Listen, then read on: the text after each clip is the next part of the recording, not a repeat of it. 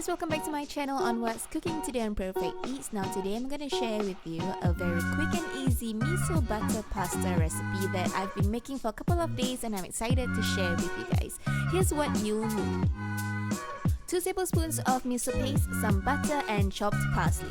We're also going to use half of a yellow onion and we are going to dice them up finely. One of the star ingredients I'm going to use is some grated parmesan. Add a dash of salt to your boiling water as you cook your pasta al dente for around 10 to 12 minutes. Once you settle your pasta, we're going to move on. Add some olive oil to your butter so that it doesn't burn too fast, and we're going to pour in our yellow onions. Now let it cook for some time before adding in our miso paste. Now I hope you guys have reserved some water from your pasta that you cooked earlier. At this point of time, you guys can slowly add into the mix. This will help you along to mix in your miso paste.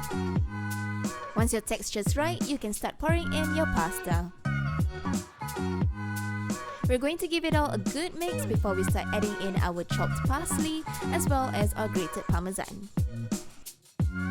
If you guys notice, I've not added any salt to this recipe because all of the sweetness and umami flavors are going to come from the butter, the yellow onions, as well as the miso paste, and that's all that you guys need.